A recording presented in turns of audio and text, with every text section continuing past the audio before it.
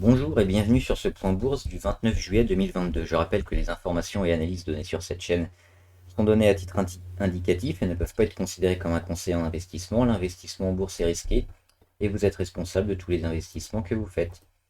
Alors aujourd'hui, on a pas mal de verts sur tous les marchés. On va commencer avec les marchés étrangers. Le Standard Poor's aujourd'hui qui prend 0,8 à la mi-séance. Il est à 4107. Donc il est juste sous sa petite résistance ici des 4000, 4120. Donc ça confirme le gros rebond qu'on a depuis la mi-juin, mais toujours dans une tendance dégradée. On va regarder le dos, c'est la même chose. Alphabétique, c'est mieux. Le Dow Jones qui prend aujourd'hui 0,04 à la mi-séance, 32 666. Donc il est ici sur sa moyenne à 100 jours. C'est la même chose, hein, ça confirme le rebond qu'on a eu depuis la mi-juin, mais toujours dans une tendance assez moche. Le Nasdaq, c'est pareil, plus 0,6, je répète pas, c'est la même chose. Et le CAC, alors avant de faire le CAC, on va faire juste l'or. L'or qui est en rebond aussi depuis quelques jours, mais la tendance, elle est toujours assez moche, hein. La cassure ici qu'on a eu, qu'on a eu le 5 juillet, elle annonce quand même plutôt une zone, une continuation de la dégradation. C'était un bon moment ici pour rebondir et repartir. Ça n'a pas été le cas. On a cassé avec un chandelier, même deux chandeliers 2 jours de suite très fort. Donc tant qu'on ne recasse pas des niveaux autour des 1800, hein, l'or est toujours dans sa tendance baissière. Ce qui est important, c'est il a maintenu un support, le support des 1670 qui avait été touché pas mal de fois, hein, l'année dernière, à peu près au mois de mars. Donc là, c'est pareil, c'est juste au-dessus de ce support qu'on est reparti. Mais toujours assez négatif, hein, sur l'or, c'est plus du rebond technique qu'autre chose actuellement. Euh, et donc le CAC qui n'arrête pas de performer, puisqu'il prend 1,7 aujourd'hui, et hier il a pris 1,3, et la journée précédente il a pris 0,7, donc il explose un petit peu. Surtout dans une zone après une petite phase de temporisation où on attendait plutôt l'inverse. Bah, le marché a choisi de prendre le contre-pied et de partir vers le haut. Alors pourquoi? Parce qu'on a pas mal de résultats qui tombent et qui sont, alors c'est le coup du moins pire que prévu. Parce que les résultats en eux-mêmes, ils sont pas terribles, évidemment dû à l'après-Covid, hein. Mais on avait un peu noirci le tableau. Et puis les aides qui ont été faites de la part des banques centrales ont bien aidé. On avait aussi le cash, hein, qui avait été pas utilisé par les particuliers, qui avait permis de soutenir après l'économie, de continuer à faire grimper le chiffre d'affaires d'entreprise. Ensuite, on a eu ce petit coup de mou. Et maintenant, donc, on a cette petite sortie par le haut. Alors, est-ce qu'on est vraiment en train de sortir par le haut? Moi, je ne pense pas, parce qu'on a déjà cette grosse résistance à 6666 qui coïncide quasiment avec la moyenne à 200, qu'il faudra vraiment aller chercher. Ça va être le gros morceau. Et on est plutôt dans une tendance ici avec des excès, hein, des yo-yo, des vagues, des vagues plus ou moins fortes. Et la vérité, elle se trouve généralement à mi-chemin entre les hauts et les bas des vagues. Donc là, on va chercher peut-être, hein, cette zone des 6600 avant de continuer à aller un peu plus bas, parce que le contexte économique, il est pas favorable, parce que l'inflation est toujours là. Alors il y a eu un peu une bonne nouvelle avec la Fed qui a augmenté ses taux de 0,75%. Ça a été assez bien accueilli, parce que ça met un coup, enfin c'est fait pour mettre un coup à l'inflation et puis permettre l'arrêt de la hausse des prix. Mais on a par-dessus ça, on a les banques centrales qui vont aussi arrêter de prendre des positions sur les marchés. Donc les marchés qui vont arrêter d'être soutenus par les banques centrales, Les entreprises aussi, certaines qui ont eu beaucoup de mal avec le Covid, qui vont arrêter d'être aidées, qui vont devoir faire face à des factures. Tout ça, ça va s'empiler et ça va commencer à être compliqué. Donc là, pour moi, le rebond qu'on a depuis quelques jours et quelques semaines, il est surtout pour aller chercher un plus haut et continuer la phase de dégradation qu'on a eue depuis le début de l'année. Donc on se dirige vers les 6000, 6600 a priori, 6600, 6666 à peu près. Et ce sera probablement là la grosse jaune charnière, hein, pour véritablement acter un retournement auquel je crois pas du tout ces prochains jours. Alors je peux me tromper, on verra. Euh, voilà, on va regarder le Brent. Le Brent c'est pareil, hein, le Brent il est parti aujourd'hui.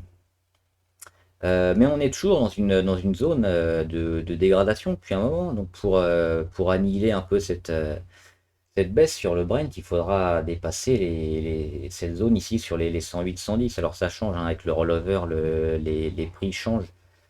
Mais c'est pareil, ça change rien, les niveaux sont toujours les mêmes.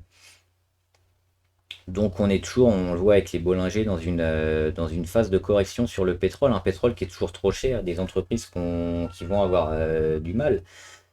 Donc, est-ce qu'on peut se permettre d'avoir un pétrole toujours aussi haut? Moi, je ne pense pas. Je pense qu'il va continuer sa lente phase de dégradation. On verra. Allez, on regarde les actions parce qu'on a pas mal à voir aujourd'hui. Agrogénération, bah, il se passe pas grand-chose, hein. L'action confirme après son gros pic de volume. Elle est toujours entre les 0, 0,11, 0,13. Rien à dire. Alibaba, c'est la mauvaise nouvelle, c'est le fondateur d'Alibaba, Jack Ma, qui devrait quitter son entreprise, hein, celui qui avait fondé Alibaba. Donc évidemment, ça plaît pas trop au marché, ça perd 8%. À voir donc si on se laisse une ou deux journées de voir si le titre est capable d'encaisser la mauvaise nouvelle et de repartir, ou au contraire si ça va continuer à faire plonger le titre, parce que généralement quand les fondateurs comme ça quittent leur entreprise, derrière c'est compliqué. Amazon, alors Amazon c'est l'exemple, un type de ce qu'on a dit sur les résultats qui sont tombés, hein. On est en pleine saison de résultats et qui sont moins pires que prévu, parce que les résultats d'Amazon, ils sont pas terribles. Seulement, ils ont tellement été annoncés relativement mauvais que le marché a voulu un peu trop anticiper et a dégradé un peu trop l'action Amazon. Ce qui fait qu'aujourd'hui on a un rebond, mais c'est pareil, la vérité elle est probablement pas là, elle est pas sur les 100 non plus, elle est approximativement entre les deux, donc au milieu, et toujours dans une tendance qu'on voit, tendance dégradée sur Amazon. Donc pour vraiment relancer une hausse et permettre à Amazon de voir une fin 2022, début 2023 intéressant, ça va être des zones pivots sur les 150 à peu près, voire les 160, hein, pour vraiment acter un retournement positif à moyen terme. Sinon, on est toujours dans une phase de vague avec des hauts et des bas, mais pour l'instant, la vague, elle nous entraîne toujours un peu plus bas. Auréa, donc mauvaise nouvelle sur Auréa, on voyait une phase ici de perte de volatilité avec, on attendait une bonne ou une mauvaise nouvelle. Donc moi j'avais joué la bonne nouvelle. Raté, c'est la mauvaise nouvelle qui est en train de partir vers le bas, donc toujours tendance dégradée sur Auréa. On va oublier. On va la faire après. Biomérieux, consolidation à plat, donc ça c'est toujours très bon, hein, on zoom, gros breakout, on est au-dessus de la moyenne à 200. Et ensuite, au niveau de la MACD, consolidation à plat, parce que le prix ne bouge pas, donc ça c'est très positif. On a le contact ici de la moyenne à 20 qui pourrait permettre au titre de lancer une deuxième vague, hein, de réattaquer un petit peu, donc toujours très positif sur Biomérieux. Bouygues, c'est pareil, on en avait parlé quand elle était ici, autour des 28 ou des 28,50. Double bottom ici sur les 27,40 qui était très favorable, donc quand on voit ce genre de config, on peut acheter après. avec le croisement aussi de la MACD, la confirmation, donc ça c'était très favorable. On est ici sur le haut des Bollinger maintenant, donc on a fait un peu le plus gros, hein, le plus gros du travail peut-être, donc on peut peut-être sécuriser si on veut une partie de ses gains, parce que là elle a fait du bon boulot. Et Aramet c'est la même chose. Et Aramet on avait joué le support ici à 85. La première zone tampon ici sur la moyenne à 20, ça a été bien digéré. Deuxième zone sur la moyenne à 200, bah on est dessus, avec un petit échec sur les 105. Donc deux choses. Soit on a un peu de mal ici sur les 105 et sur la moyenne à 200, auquel cas il faudra peut-être acter ses plus-values, hein, parce on est parti, on est entre 12 et des 14%, un peu plus même, on est parti à 16, on va voir. Hop. On est monté à 21% à peu près, là on est à 17. On peut mettre une alerte sur les 14% environ. Parce que si on n'arrive pas à casser rapidement les 105 et qu'on retombe en dessous de la moyenne à 200, ça va faire un peu plafond de verre et on va reperdre un peu tout parce que la tendance elle est dégradée sur Eramet. Par contre, si on arrive à soutenir ici un prix au-dessus de la moyenne à 200 et à réussir à casser ces 105,9, bah, il faut rester parce qu'on n'a pas de limite. Et puis la seule limite après, c'est l'oblique ici qu'on aura. Donc il est encore très loin. Donc à voir ces prochains jours vers où nous emmène Eramet. Eurobioscientifique a arrêté sa chute. Pareil, il faudra voir ces prochains jours si effectivement on retourne un peu vers attaquer les moyennes mobiles ou au contraire on repart vers le bas, auquel cas attention, mais on surveille surtout une zone autour des 18 euros pour partir sur Eurobio. FDJ, j'étais rentré sur la FDJ. Ici, hein, sur cassure de l'oblique vendredi dernier. Ça avait cassé sa grande oblique ici baissière depuis oula, un peu plus d'un an. Donc confirmation après, on revient sur l'oblique et on réattaque. Donc alors c'est pas un vrai retournement parce que le retournement il aura lieu après les 36 euros. Pour l'instant c'est pas le cas, mais elle met quand même une première pierre pour un bon mois d'août FDJ. Donc c'est une action intéressante à voir en ce moment. Greenvolt aussi, surtout si on est dessus, hein, Greenvolt, si on n'est pas dessus, plutôt attendre un repli parce que là on est dans une zone un peu de surchauffe, hein, au-dessus de cette oblique rouge ici. C'est des zones un peu élevées sur lesquelles le titre peut faire un peu des replis assez forts. Donc c'est plutôt viser ces replis pour rentrer. Sinon, quand on est dessus, soit on tient, soit on recharge parce que l'action elle est propre, là, elle est bien orientée vers le haut. Donc c'est une action pareille qu'on conseille et qui va performer pendant le mois d'août. Hermès, bah, c'est la zone à 146 qu'on avait bien identifiée et qui a cassé. Donc moi quand j'étais en short sur Hermès, je suis parti sur cette zone-là. On aurait pu aussi prendre une position, hein, je ne l'ai pas fait parce que j'ai pris d'autres positions, mais c'était le bon moment ici. Cassure des 146. On voit que derrière, hein, ça monte et ça explose. Alors peut-être le haut, hein, sur Hermès parce qu'on voit que on est dans un canal haussier et qu'on est venu taper un peu le haut aujourd'hui. Donc pour Hermès, faudra confirmer la semaine prochaine au-dessus des 100, 1274, hein, c'est sa moyenne à 200, mais le plus dur est fait. Sinon, si on retombe en dessous, bah c'est pareil, c'est tout le CAC qui va repartir vers le bas, parce que le CAC est fortement pondéré en luxe, donc c'est des zones qui vont être charnières. Est-ce qu'on va réussir à mettre une tendance un peu à plat et à pas perdre tout ce qu'on a gagné sur le CAC récemment? Ou alors on est dans un effet zigzag? C'est les zones qu'on va surveiller à la fois sur le CAC et sur les actions du luxe. JC Deco, moi je suis rentré sur JC Deco parce qu'on a ici de belles mèches basses, hein, sur le chandelier du 5 juillet et puis sur celui d'hier, le 28 juillet. Mèche basse qui coïncide à un support sur les 14,74. Alors la grosse tendance de court terme, elle est extrêmement négative sur JC Deco. Mais on a ici ce rebond qui est acheté une première fois et une deuxième fois. Donc à court terme, c'est plutôt une porte d'entrée idéale. On casse aussi l'oblique de fin d'hémorragie. On l'avait déjà cassé une fois, donc on avait le pullback. Je crois que je l'avais déjà expliqué sur une vidéo avant JC Deco.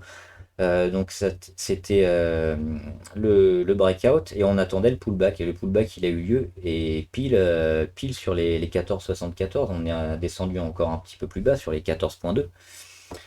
Donc c'était une zone intéressante à acheter. Et maintenant, on attend un peu la vraie construction et la vraie montée vers le haut pour JC Deco. Meta Platform, pareil, hein, Meta Platform, on peut acheter éventuellement le support sur les 154, parce qu'ici on est tout près. On voit qu'on est sur le bas, hein, donc acheter les 153, 154, 155, ça peut être pas mal.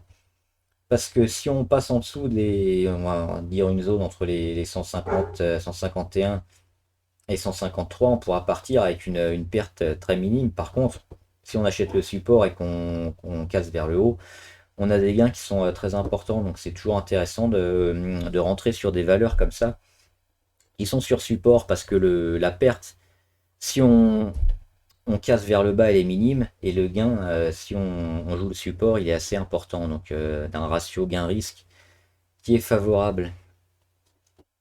On va le faire après. Neoen qui fait une mèche haute aujourd'hui, mais encore changer les couleurs.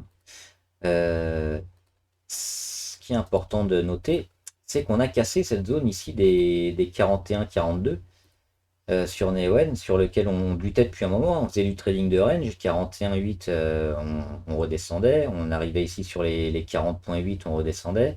Pareil, 41,8 on repartait, et puis cette fois, boum, on casse. On a cassé hier, et confirmation aujourd'hui. Alors, mèche haute, aujourd'hui, c'est pas très engageant, mais les volumes sont très importants aujourd'hui et hier, hein. On n'est même pas allé en sur-régime, hein. Niveau RSI, on est qu'à 64. C'est plutôt pas mal pour Neoen. C'est intéressant de bien casser cette zone ici des 41, 41,8, 41, 42 même. On est à 42,8. Donc peut-être voir une nouvelle zone de travail qui va se situer entre les 42 et les 50, hein, sur Neoen. À voir. Netflix, donc on confirme Netflix, hein, on a réussi à casser ici cette petite oblique et à se maintenir au-dessus des 208 et surtout des 220. On est à 224. Donc Netflix, toujours pas de signal de vente, on reste en position, on attend d'aller chercher encore une nouvelle fois les moyennes mobiles. La prochaine, c'est celle à 100. On est parti d'assez loin sur Netflix. Moi, je l'ai pris ici à peu près. On en est à 18% en quelques séances. Orange. Alors Orange, c'est un échec, c'est pareil, hein. On avait annoncé ici Orange, on jouait l'anticipation, hein, sur la cassure d'oblique. La cassure d'oblique, elle n'a pas eu lieu, parce que dès le lendemain, on a ouvert en gap baissier. Donc j'avais pris une position, je suis parti avec moins 0,5 en une journée. Et voilà, donc tant on n'a pas cassé ici cette oblique et qu'on repasse pas au-dessus des 0,99, Orange bah, reste rouge, hein. Finalement, on passe pas au vert sur Orange. Et c'est cette zone là ici qu'il faudra repasser aussi des 10.12 pour être positif. À Prometheus, j'ai oublié de vous en parler. J'aurais dû vous en parler la semaine dernière. C'est une biotech assez volatile et assez spéculative, donc attention. Vous l'avez peut-être vu dans ma liste ici. Elle vient de casser il y a une dizaine de jours, hein, sa moyenne à 200 ici, donc elle est en train de bien repartir. C'est pas le meilleur moment évidemment pour rentrer dessus, peut-être sur repli. On verra s'il a lieu un repli autour des 33-34. Ruby, pareil, hein, on en parlait ici sur le support autour des 21,8 qu'il fallait acheter. Et on voit que depuis, elle confirme, hein, Ruby, on en est à 23,8. Pas de signal de vente toujours sur Ruby, donc on peut rester.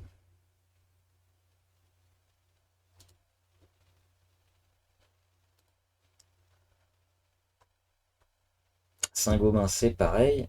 On l'avait joué ici hein, sur la continuation de son support oblique. Autour des 41,5 ou des 42, je ne sais plus. Bah, il continue de grimper, pas de signal de vente sur Saint-Gobain, donc on peut continuer à rester aussi. Sartorius, c'est pareil, hein, on l'avait dit ici sur la cassure des 330 environ. On avait une première alerte ici sur les 308, mais on avait préféré attendre les 330 pour véritablement se positionner. Et depuis, hein, ça fait que monter. Donc on vient aujourd'hui de passer au-dessus de la moyenne à 200. Alors, on était déjà hier d'un tout petit peu, mais là on y est bien. Donc toujours une belle tendance sur Sartorius.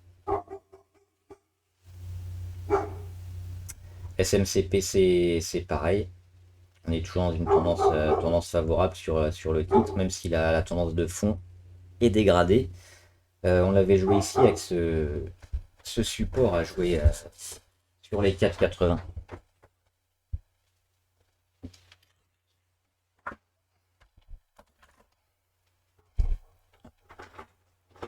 Il y a le chien qui est déchaîné dehors. Société Générale, les bancaires qui se reprennent bien également, hein. Société Générale, donc comme moi je suis sur toute la société, mais il y a la BNP, Crédit Agricole qui sont dans le même cas, hein. Société Générale qui casse son oblique et qui revient tout doucement vers les 22, hein, les 21,8. Toujours dans une optique moyen-long terme hein, sur les bancaires. Rentrer maintenant, c'est toujours intéressant.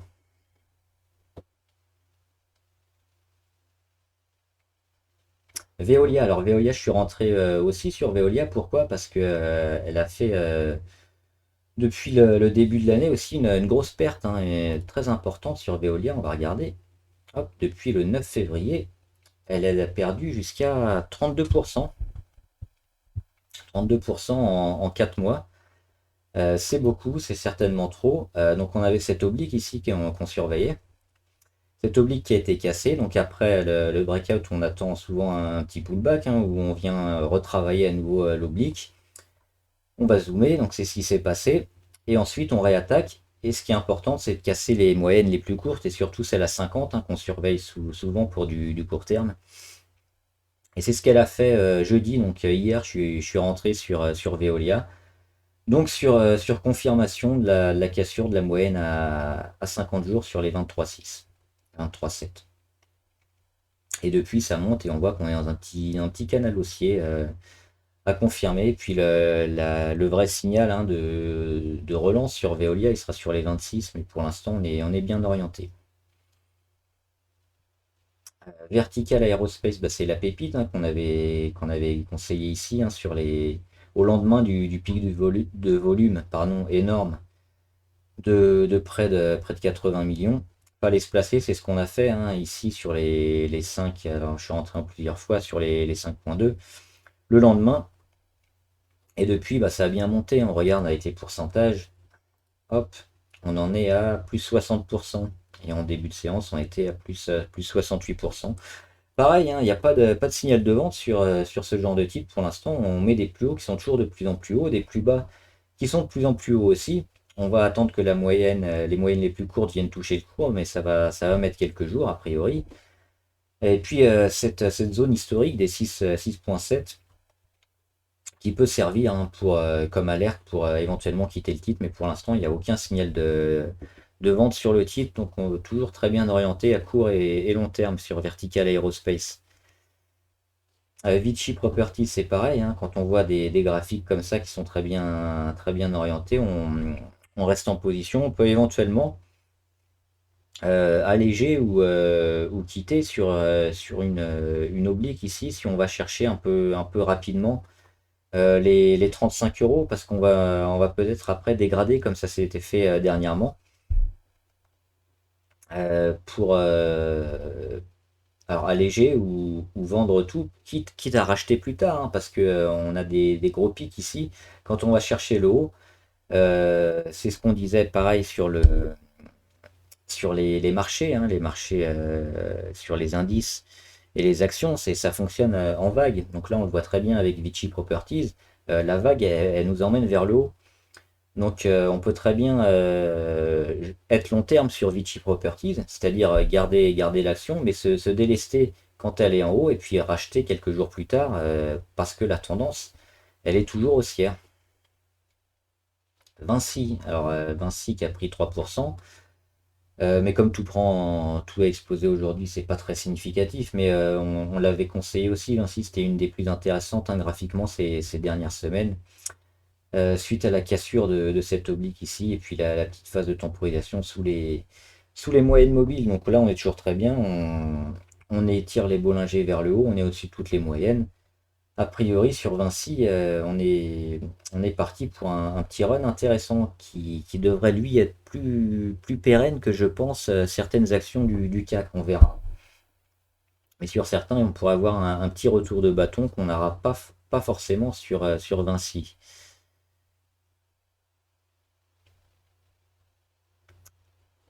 Et Worldline, hein, Worldline, on l'avait dit, ça continue de monter pour du moyen long terme, c'est le bon moment, hein, suite à ce chandelier de mercredi. Mercredi, on avait parlé, si on voulait se mettre sur du Worldline sur du long terme, c'était probablement très favorable ici sur les 41. Allez, on va regarder les valeurs abonnées, les valeurs que vous vouliez qu'on analyse. Alors, ADP, Aéroport de Paris. Bah, toujours dans sa zone ici de congestion un petit peu, hein, sous ces deux obliques, l'oblique verte et rouge qui vont être de moins en moins importants. Là, on est entre 116 et 134. Alors, on a ouvert vers le haut aujourd'hui.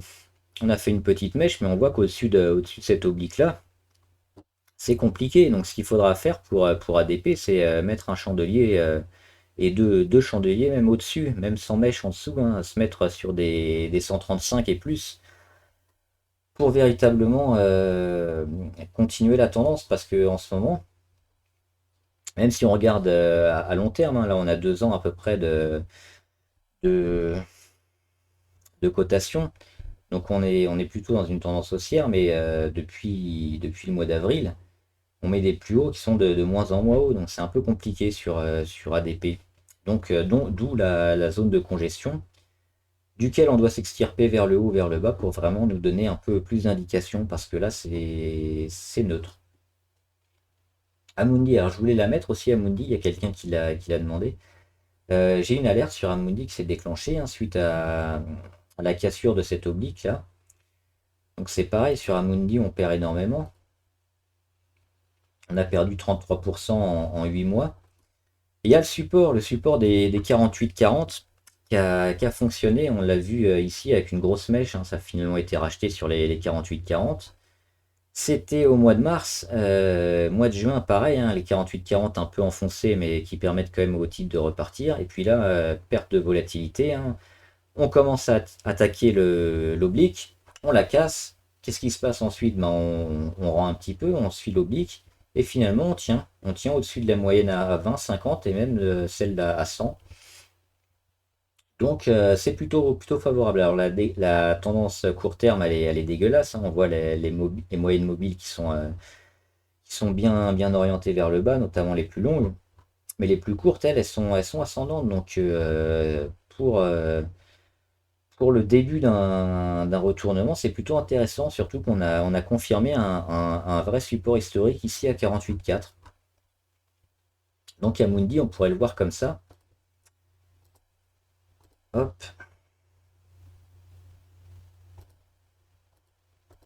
Donc aller chercher un peu des plus hauts de plus en plus haut et puis voir un peu si on arrive à casser une de ces lignes. Alors celle-là peut-être pas,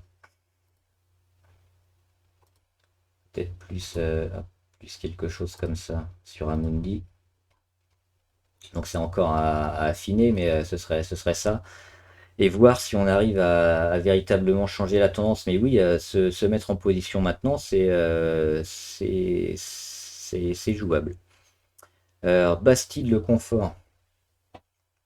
Il y a deux visions sur Bastille. On a une assez court terme où on a ici comme ça une tendance de fond qui est pour très court terme qui est cassée à la hausse.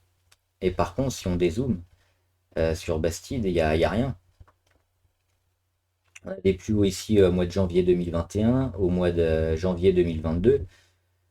Donc un an, et on continue de dégrader. Et à l'intérieur, alors oui, à l'intérieur, il se passe beaucoup de choses, mais on a le support, hop, support intermédiaire ici sur les 32-40. On en a un peu plus long à 31. Mais si on regarde les moyennes ici, la tendance, elle est quand même assez dégradée. Donc pour se placer sur Bastide, moi j'éviterais éventuellement sur un retour ici à nouveau sur les 32. Et si l'action repart sur les 32, alors oui, il y aura probablement une meilleure chance de rebond. Parce qu'actuellement, la tendance elle est trop dégradée sur le titre. BIC. BIC, ce qu'on va suivre, c'est l'oblique ici, l'oblique sur les plus bas. L'oblique un peu momentum qui nous permet de voir si BIC est toujours orienté à la hausse ou pas. Parce que si on vient à la casser et qu'on va attaquer aussi la moyenne à 50, alors la hausse sera terminée sur BIC. On a mis un petit plus haut ici à 57. On avait voulu relancer la tendance ici avec la cassure des 55, mais on est toujours plutôt propre hein, sur BIC. Parce que si on zoome un petit peu, on voit que depuis le mois de juin, hein, mi-juin à peu près, on est toujours dans une tendance assez favorable et au contact de la moyenne à 20 jours, on est toujours au-dessus. Donc tant qu'on n'a pas cette cassure et ce signal vraiment négatif sur BIC à casser les 54, 54,6 à peu près, et après les 53,8, non, on peut toujours rester en position sur BIC, on est toujours dans une bonne tendance. Après, les zones pivots, elles sont là, hein, 53,8 et 54,7 environ. De Richebourg. Alors de Richebourg, c'est intéressant parce qu'ils ont eux aussi bien réagi sur leur support. Donc quand on voit ce genre de choses, une grosse chute et puis un support majeur qui date de plusieurs mois, voire de plusieurs années, sur lequel le titre travaille et repart. Donc on peut se placer ici hein, sur les, hop, on va zoomer sur les 5,40 environ, 5,30, 5,40, 5,50, c'est pas mal. Après la dégradation, elle se continue. On n'est toujours pas repassé au-dessus de la moyenne à 50 et on va avoir pas mal de boulot hein, parce que on a une oblique qui est sur les 8. Donc les signaux positifs sur de Richebourg. Ils sont pas là, à part se placer donc, sur des supports qui sont intéressants, parce on a un ratio gain-risque, comme on a expliqué sur d'autres actions précédentes, qui est largement favorable. Pour l'instant, c'est pas terrible. Donc plutôt attendre pareil un retour ici sur les 5,40. Sinon, toujours dans de la construction, et puis sur les cassures de zone pivot, zone clé, pour l'instant, on en est beaucoup trop loin. Eutelsat, Eutelsat c'est moche. Quand on a des gros chandeliers comme ça, il n'y a pas grand-chose à faire à part partir. Alors on en a eu un deuxième le lendemain. Ensuite, ça commence à être un peu racheté, mais ça peut repartir et ça peut encore nous faire des gros chandeliers. À vouloir racheter ce genre de choses, 8 fois sur 10, on perd plus d'argent qu'on en gagne. Hein. Donc Eutelsat, on déconseille de trader ce genre d'action. Il faut attendre que le gros de la baisse se soit fait, que les moyennes soient à nouveau au contact des prix. Parce que là, c'est dangereux. On peut très bien remonter comme ça, avoir quelques belles journées. Et puis d'un coup, on va avoir encore une grosse journée où tout est bazardé et vous ne pourrez pas vendre. Vous auriez investi ici sur les 7,40. Ça va monter petit à petit jusqu'au 8. Et puis après, boum, catastrophe. On ouvre en gap sur les 7. Et on finit la journée à 6. Donc ce genre de titre qui est massivement vendu comme ça, faut éviter de vouloir les racheter parce que 8 ou 9 fois sur 10, on perd de l'argent. Forestia, alors ils prennent 5% aujourd'hui, mais la tendance sur Forestia, je fais pas un dessin, elle est négative. Donc on est en dessous de toutes les moyennes, sauf celle à 20 jours. Celle à 50, elle est ici, elle continue d'être dégradée. Pareil, hein, on évite d'investir dans ce genre de titre parce qu'on perd toujours beaucoup plus d'argent. On va gagner une ou deux fois sur 10 et puis toutes les autres fois, bah, on va entamer le capital, on va le bloquer pour plusieurs semaines, voire pour plusieurs mois. pour quelque chose qui au final va nous faire perdre de l'argent, donc non. Hop, Maison du Monde. Alors Maison du Monde, c'est un peu plus intéressant. Pourquoi? Parce qu'on voit que les moyennes commencent à être au contact. On a un petit support ici sur les 10.3 euh, qui fait résistance pour l'instant parce qu'on est en dessous, mais si on arrive à passer les 10.3, donc 10.4 pour arrondir, on sera à la fois au-dessus des 10.4, donc l'ancienne résistance, et au-dessus de deux moyennes mobiles, celle à 20 et celle à 50. Donc là, ça pourra commencer à être intéressant de se placer dessus. Mais pareil, hein, c'est spéculatif parce que la tendance, elle est à la baisse. Donc ce genre de titre, c'est pour du court terme, c'est avec une petite ligne. Et c'est à confirmer dès qu'on passe les zones pivot. Morel et Prom. Morel et Prom donc, qui rebondissent comme avec le pétrole, hein, les pétrolières. Jusqu'où? C'est la question sur le pétrole. On a vu hein, les zones qui coïncident à peu près pareil hein, sur Morel et Prom. C'est autour du 9 juin. On va pas regarder le pétrole, mais je pense que c'est la même chose. Donc ce sera véritablement là, cette zone charnière. Si Morel et Prom arrivent à réattaquer une nouvelle fois son plus haut à 5,40 et qu'elle les casse, alors oui, la tendance haussière sera là. Par contre, c'est ce qu'on disait avec pas mal d'actions de Nvidia et d'autres. Quand on voit les chandeliers comme ça qui augmentent de plus en plus, qui prennent en volatilité, il y a un moment où on va commencer à le payer. Alors déjà là, on a vu une alerte. On a réussi à le passer juste au-dessus des 5, hein. On est passé de 5 à 5,40, mais difficilement. Là, on revient dessus. On voit que les plus hauts, on va les chercher de plus en plus difficilement. Donc je pense que la fin de Morel et Prom, elle est pour bientôt. Même si on casse les 5,40, à mon avis, on n'ira pas beaucoup plus haut et puis on va commencer à entamer un peu la correction. Parce que l'augmentation, elle s'est fait très brutalement sur ce genre de titre. Donc rentrer sur des titres comme ça, c'est uniquement sur des zones pivots qu'on peut identifier comme ça sur les 3,9. On voit que ça a été bien travaillé ici. Donc là, quand on arrive ici sur des 3,9, on peut jouer le support pour du court terme. Donc là, c'est ce qui se passe. Mais pour du moyen terme, Morel et Prom, c'est pas le genre d'action sur lequel il faut se placer. Moulin Vest, pareil, on jouait le support, hein, le support qui avait été travaillé ici sur les 34, et ça a fonctionné. Alors à l'inverse de certaines actions qu'on a vues précédemment, sur Moulin Vest, la chose positive, c'est que la chute, elle s'est fait très brutalement, mais qu'on est rebondi assez vite. Donc les moyennes les plus longues n'ont pas été impactées par cette mauvaise dynamique qu'on voit, qu'on casse aujourd'hui la moyenne à 200 et qu'elle est encore ascendante. Donc ce qui fait qu'on peut espérer que cette courte correction sur Moulin Vest soit pas annonciatrice d'une correction plus long terme. C'est-à-dire que si on arrive à conserver la moyenne à 200 pendant quelques jours, sur du long terme, on pourra voir Moulin Vest assez positivement. Ce qui n'aurait pas été le cas si on avait une dégradation plus longue sur le titre et si les moyennes mobiles étaient déjà un peu orientées à la baisse. Donc là, que faire sur Moulin Vest? Tant qu'on tient une zone sur la moyenne à 200, donc on tient, hein, c'est toujours positif. On peut même aller chercher encore beaucoup plus haut. Euh, Si on l'a pris récemment, on peut peut-être quand même mettre des stop-loss sur ce genre de titre parce que le rebond il est assez intéressant là. On a pris 34% quand même en assez peu de séances, donc il y a peut-être un moment où ça va rendre. Mais pour l'instant, on n'a pas de signal de vente, que ce soit au niveau des indicateurs, donc on reste. Nexity,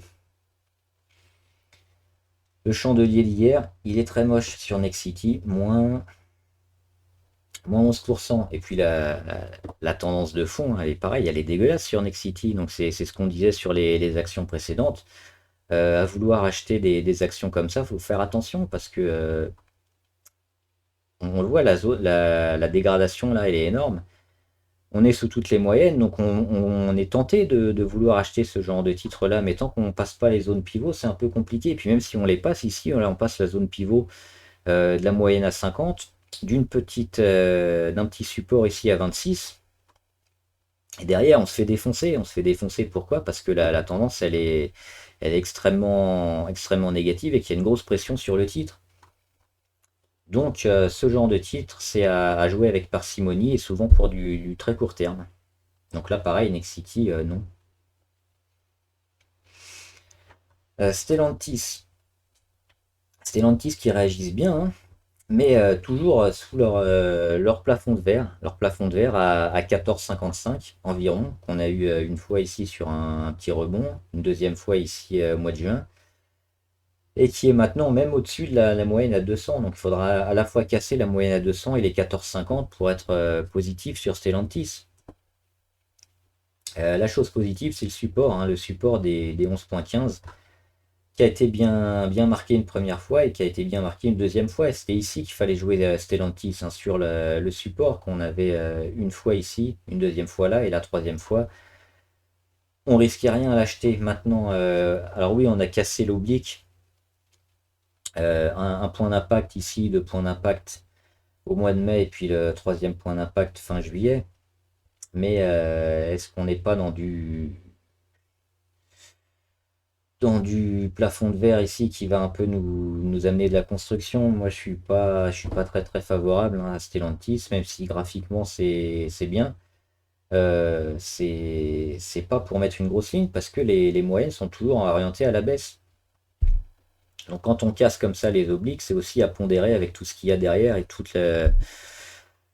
le contexte économique qu'il y a derrière. Donc moi je suis moyennement favorable sur Stellantis. Technip Energy, ils ont du mal Technip. Dès qu'on arrive ici sur les 14, 14,5, on rend tout. On réagit bien sur les 9-10. Mais dès que ça monte au-delà des 13-14, donc pour du trading de range, c'est pas mal, hein. On va chercher les excès ici autour des 10, on rachète, autour des 13-14, on vend. Et du coup, les moyennes, elles sont pas trop impactées parce elles sont plus ou moins plates. On les voit ici, elles sont toujours autour des 11-8. Donc ça va être ça pour Technip, hein. C'est si on retourne à nouveau sur des 13-14, vendre et puis acheter plus bas. Par contre, si on casse franchement les 14 et qu'on a un pic de volume qui nous maintient quelques jours au-dessus, alors oui, il faudra prendre une position longue sur Technip Énergie parce qu'on aura enfin cassé le petit plafond de verre. Mais là, on en est pas encore là. Là, on est plutôt dans du rebond qui va nous amener vers les 13.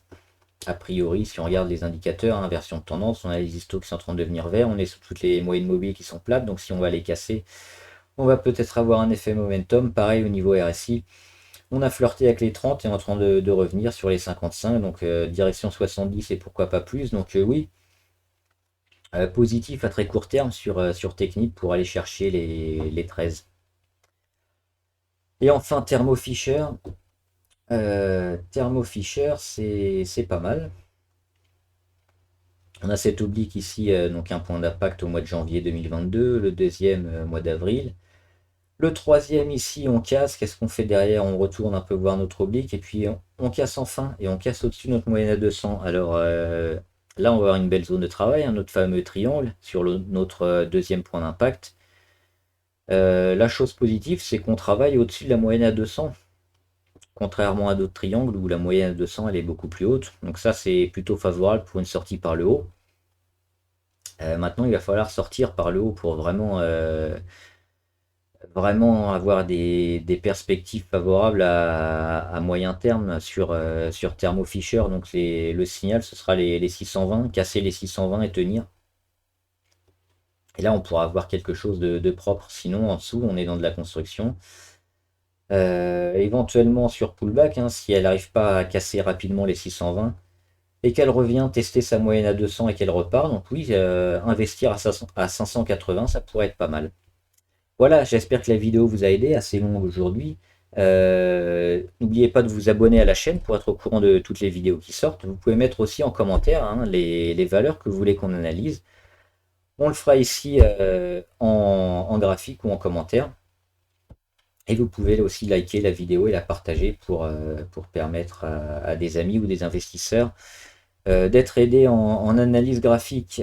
Le jeu, alors le jeu, je crois qu'on est tous éliminés. Je vérifierai ce soir, mais a priori, on est tous éliminés.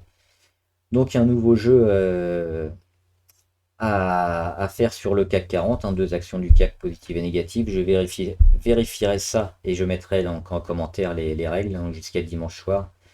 Voilà, bon trade, à plus.